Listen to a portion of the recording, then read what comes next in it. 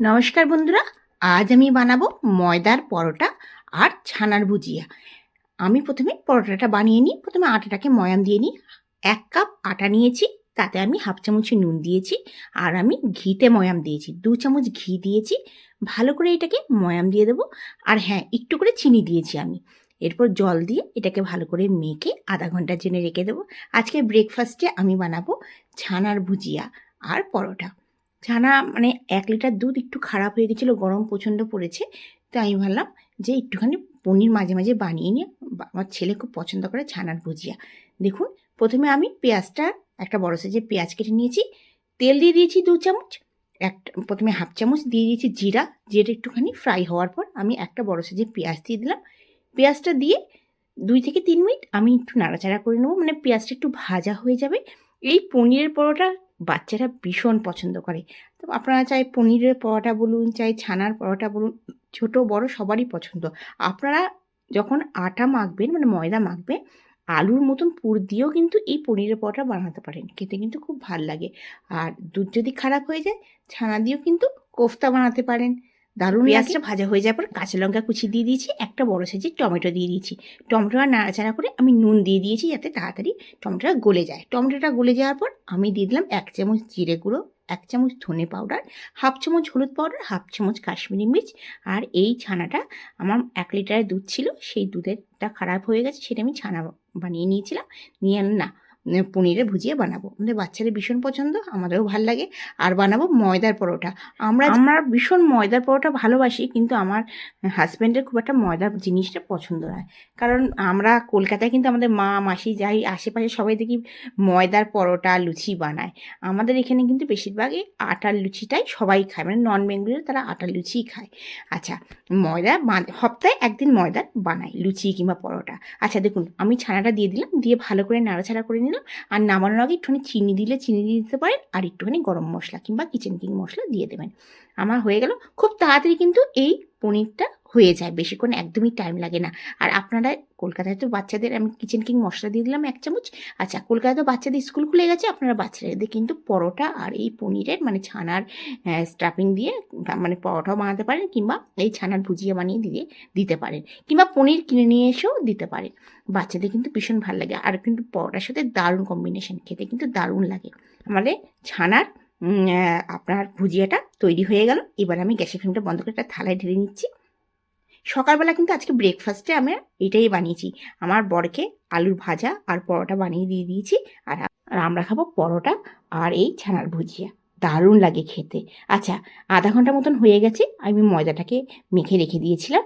আচ্ছা, আপনারা কিন্তু এই ময়দাটা গরম ফুটানো জলেতে একদম মানে টকবক করে ফুটবে, সেই জলটা দিয়েও কিন্তু আপনারা এই ময়দাটা মাখতে পারেন, তুলোর মতন নরম হবে। ওইটা কিন্তু হাতে তো দেওয়া যাবে না, মানে ওই জলটা দিয়ে একটু খুন্তি কিংবা বেলনি দিয়ে কিংবা ডাল কাটা দিয়ে ওইটাকে ভালো করে একটুখানি ওই জলটা কিন্তু আটার অনুযায়ী মাপ দিয়ে কিন্তু জলটা দিতে হবে, যাতে সমস্ত জলটা পুরো লেগে যায়। আর কিছুক্ষণ ওইটা পুরো নেড়ে ঢাকা দিয়ে রেখে দিলেন 10 মিনিট, আর একদম সফট তুলোর মতন। আমাদের পাশে একজন মানে কাকিমাই বলতাম, মানে কলকাতায় বলছি, সেই পাশের বাড়ি সেই কাকিমাটাই এই ওরকমভাবে পরোটাটা বানাতো। মুখে দিলেই পুরো তুলোর মতন নরম। উনি কী করতেন, কড়াইয়ের মধ্যে জলটা ফুটে যেত টকবক করে, আর সঙ্গে সঙ্গে মানে গ্যাসের ফ্লেমটা বন্ধ করে ময়দা দিয়ে দিত মাপের। ময়দা দিয়ে আর ডাল কাটা দিয়ে একটু নেড়ে চেড়ে ঢাকা দিয়ে দিত আধা ঘন্টার জন্য। তারপর ঠান্ডা হয়ে যেত, তারপর এটাকে মেখে বানাতো। এত সুন্দর লাগতো, পুরো রুটি বানাতো, একদম নান মানে সফট তুলোর মতন। আপনারা কিন্তু একবার বানিয়ে দেখতে পারেন। আমি অবশ্য কোনোদিন সেটা ট্রাই করিনি। একবার ভাবছি, কাকিমার কথা মনে পড়ছিল, তো একবার ভাবছি এরকম করে বানিয়ে দেখবো কতখানি নরম হয়। তখন মুখে মানে এত লেগে আছে এখনও। যা হোক, পরোটাটা বানিয়ে নিচ্ছি। প্রথমে আগে পরোটাটাকে মানে একটু ভেজে নিলাম, তারপরে ঘি দিয়ে, আমরা কিন্তু এখানে ঘি দিয়েই পরোটা বানাই। লুচিটা আমি রিফাইন অয়েলে বানাই, কিন্তু পরোটাটা আমার ঘি দিয়ে বানাই। ঘি দিয়ে কিন্তু খেতে দারুণ লাগে। আপনারা চাইলে রিফাইন অয়েলে বানাতে পারেন।